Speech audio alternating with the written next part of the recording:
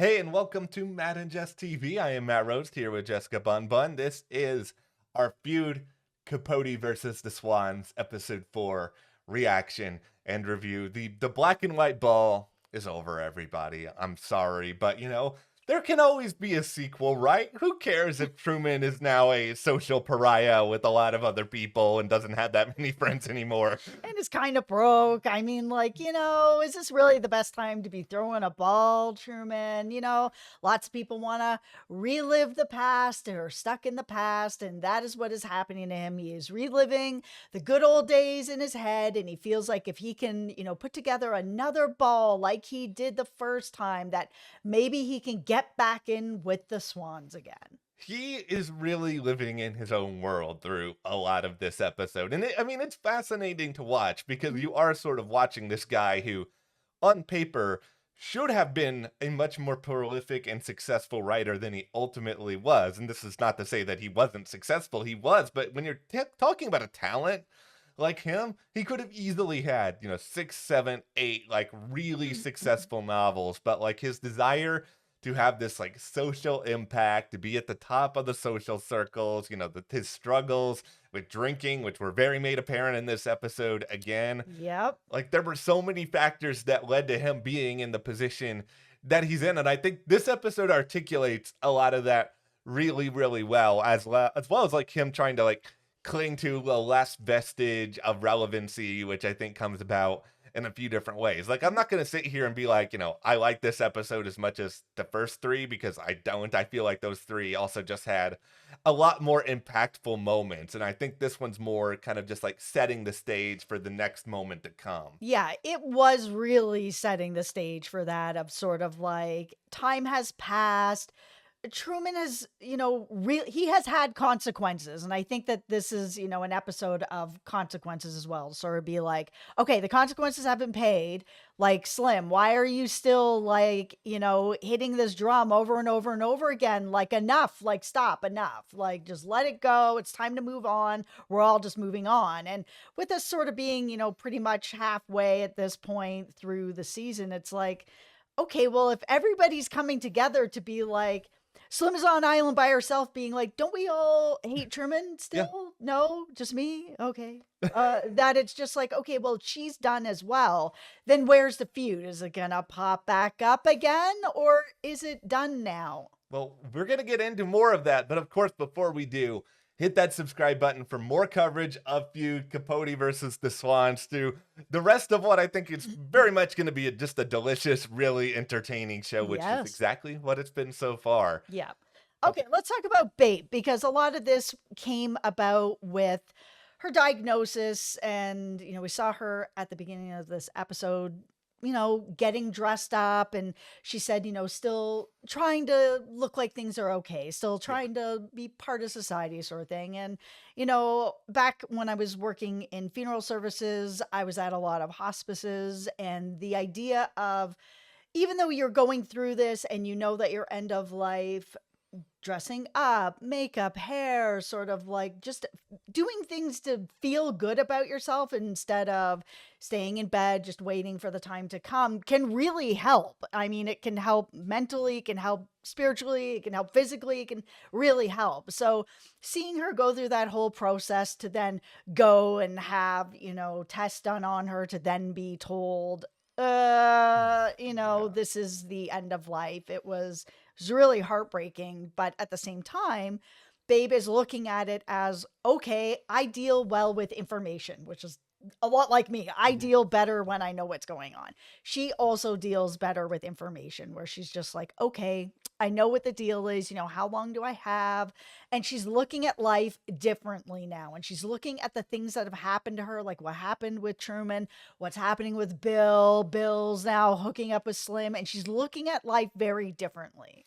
Yeah. And I think that perspective is allowing her to sort of think in terms of what do I want to leave in terms of a lasting impact? Like, how can I feel good about my final days, weeks? How should I let some things go? And I think the big central issue for her and for Truman in a lot of ways is that they have kind of this atypical love story where they sort of need each I other. know. She even said that Truman was like the true love of her life. Yeah, and like that is really, really meaningful. And Hmm. even though Truman did something that was hugely wrong and terrible and this big betrayal against a lot of these people who are, his friends, I think, he still realizes on some level that, he's not doing well without them. And I think Babe also realizes on some level, you know what? What's the point of hanging on to all of this if I'm just going to be, dead in the near future? I want to be able to go out of this world feeling good, feeling like I have some sort of closure here.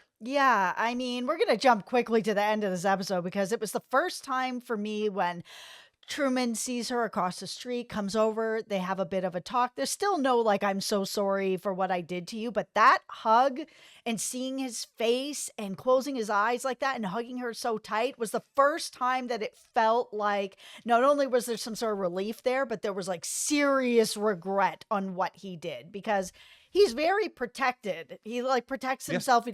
He's not vulnerable really with people. And I think for him being like, oh, I'm sorry or whatever, I shouldn't have done this is like then opening himself up to vulnerability. But this was the first time since he did what he did that it felt like he truly regretted what he did when he remembered that warmth of her hug, that friendship, that love.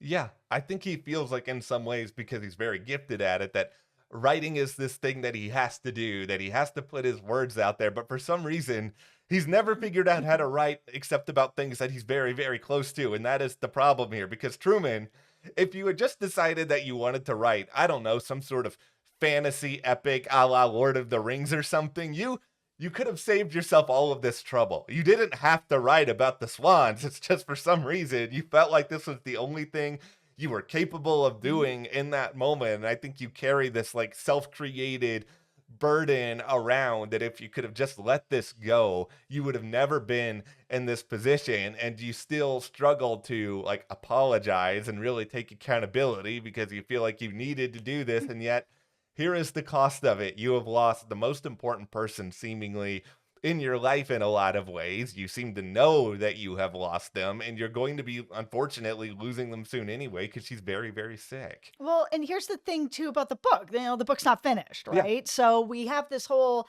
scene with Jack where he's basically like, "Oh, listen, I'm willing to be in your life if you let me help you get some help. And you also have to dump John." Like that relationship is just Yes. not the relationship. Yeah. It's not helping you, and it's for both of you is just turning into like this tornado every time you guys are together. So John has to go. Let me put you into treatment. And then once he gets out of treatment, he's still sort of even talking about it where he's like, oh, all these wonderful stories I have of all these people Yeah. in there. I'm like, oh my God, like you're still not learning. This is people's trauma that they're going Yeah. into private treatment for. And you're already like, ooh, clickety click. What could I be, Yeah. doing here? And it was really interesting to hear that. But by the time he gets out, Jack has brought him back. He's like, oh, I've got all this, your favorite foods here, whatever. Let's just talk about the idea that you finish the book and then we can just go on and sort of retire and live this, life of luxury in quiet. I thought it was very interesting that Jack brought that up, that he was like, listen, just finish the book to get it off your plate and then we'll move forward. It's like, that book destroyed him. That little Yeah. tiny bit of that book like destroyed him. I Why would you suggest that he go do something that was so like bad for him? I don't know if he's just thinking that, okay, you know what? This is gonna haunt him until he gets it done. So if he's gonna get it done, just go ahead and get it over with. Or That it's book gonna kill him. yeah, and it pretty much did in a lot of ways. And Yep. it's just like he didn't have to say that. Truman didn't have to do that. He could have still, I know he was a slow writer. I know it took him years to write In Cold Blood or whatever else. But if he really felt like he had to go and write another book, he could have went and done something entirely different and Mhm. it would have been okay. Or it would have been equally okay to just retire. You already have a legacy. Yeah. You've already got published something Yeah. extraordinary. You can just go on, live your life, be happy. But I don't think Truman knows how to be happy. And I think that's a part of the real problem here is that he's constantly sort of reaching for something that he just can't grab. And because Yeah. it's constantly dangling over him, he doesn't really know how to function because he never really got like that sort of coping mechanism. Yeah, and it's all about that human connection. It's something that the Swans are all really missing. We've talked about this a lot in the last video.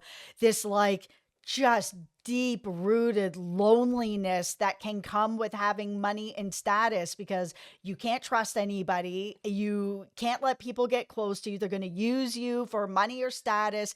No one, like a lot of them feel like, no one really gets me. No one really wants to get me. They want my money. They want my status. But me as a person, like, what am I? I'm just a vessel to move people around through society and through money and whatever. And that's the same with Capote. He feels like, if I'm not writing, then nobody wants to be around me. Like I have, this fame because of this. And if I didn't, I'm nothing, that sort of feeling. And I think that's why, Truman and Babe have the connection they do more than the other Swans, because I think they both understand that loneliness in a way and are vulnerable with each other in that way. This whole show started with Babe being so vulnerable, telling what happened with Bill and Happy, and then saying, I want a divorce, which is something that's, painful and horrible to go through as well. Just be like, I don't care.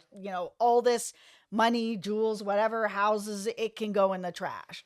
Yeah, there's a lot of really difficult stuff that is at the core of that relationship, at the core of this show. And I think Truman, as a person, he really values, he thinks that one of those things that he needs to grasp is this idea of, I can guide somebody. I can be there for somebody. They can help me elevate my status, but I can feel like I help them. And that's why he goes after a lot of these women who are vulnerable. And I think that's... Lee called that out in the last episode. She did. And I think that's sort of the purpose of John's daughter kind of turning up near the end of all of this. Like, she's not necessarily like that important a character in her own right, but Truman immediately is just like, oh, you can be a model. We're going to call up this place. We're going to call up that place. It feels like he feels he needs another project. Like he needs something that he can work on. He can turn her into a successful model, or think that he can turn her into a successful model. And then once she is famous,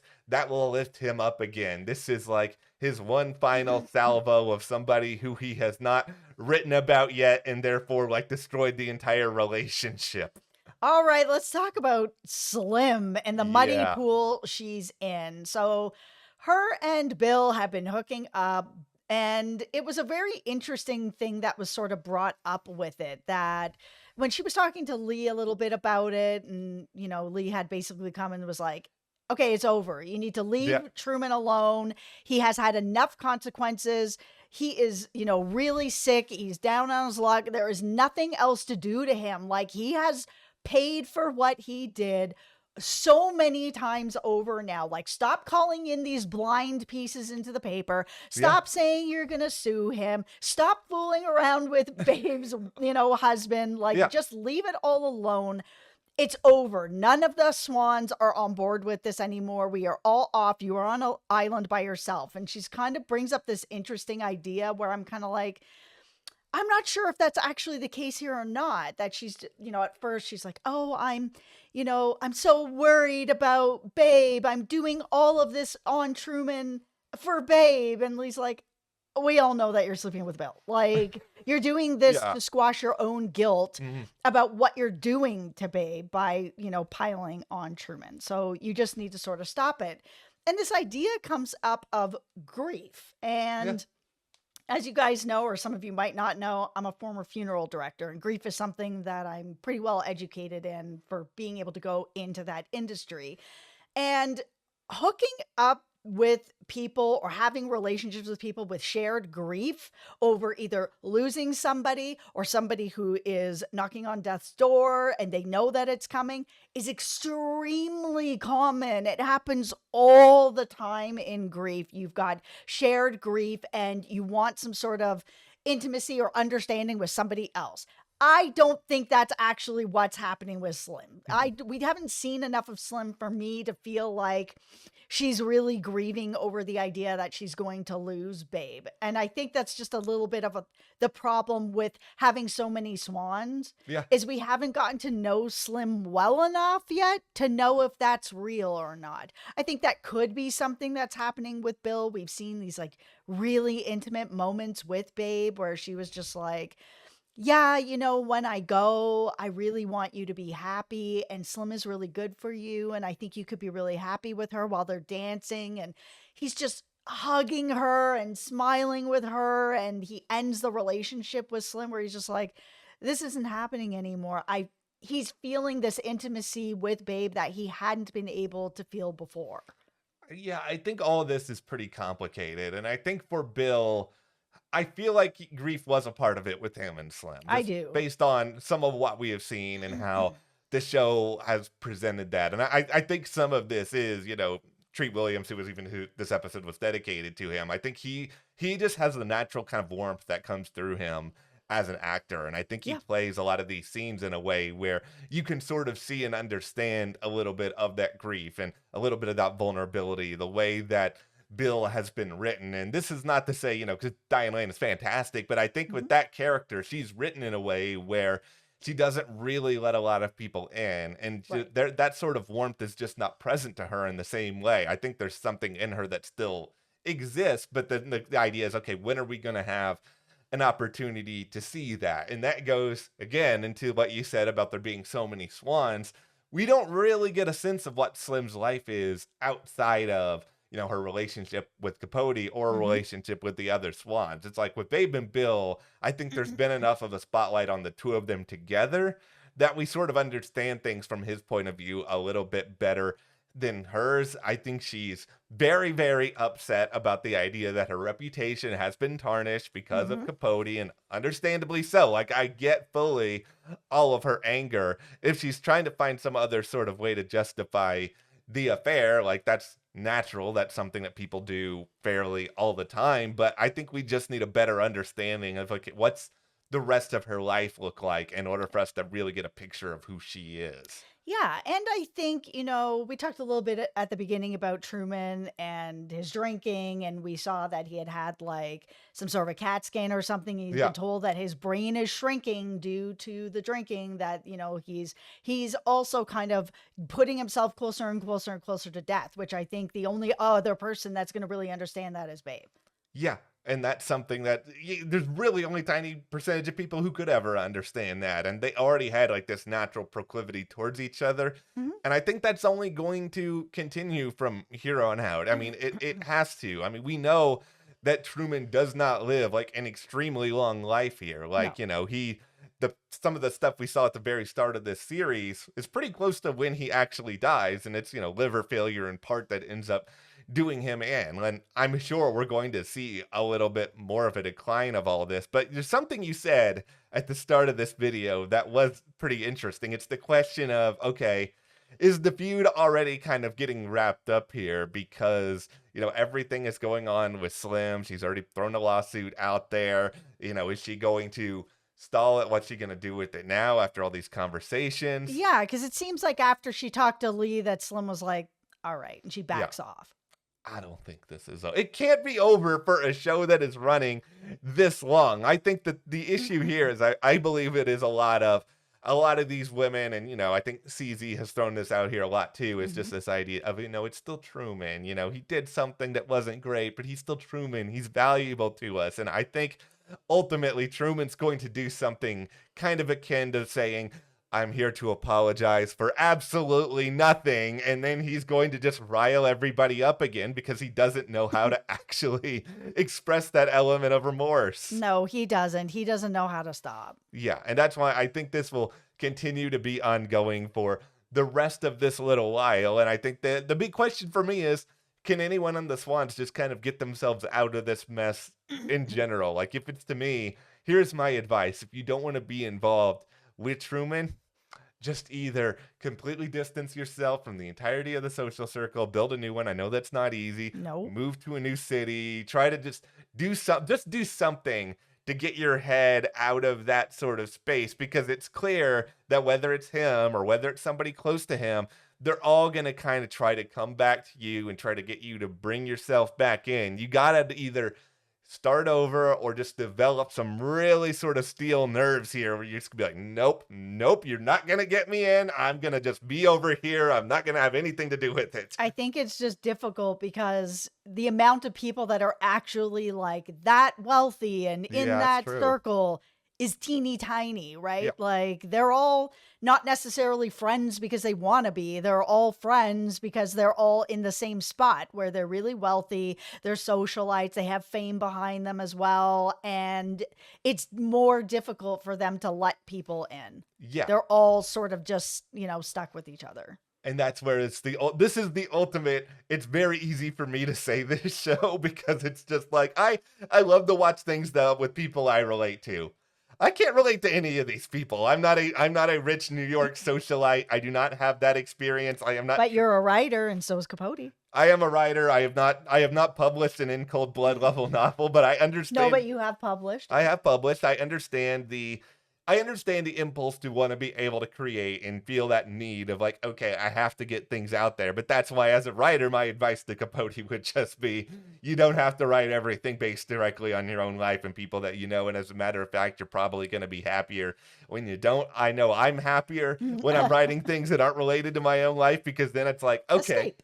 Yeah, it's safe. Nothing ever happens. Nothing's going to come up that's going to like taint that work, make me feel bad about it, anything else. But he just can't do it. I don't know why, but he just can't do it. Nope. All right. That's our take on Capote versus the Swans episode 4. But hit that subscribe button so you guys don't miss any other coverage. Also, click that button right there if you want to watch our most recent Feud video. Also, join our Patreon for exclusive content. We got a link in the description below for that. And thank you to our patrons for your support. We'll see you here next time.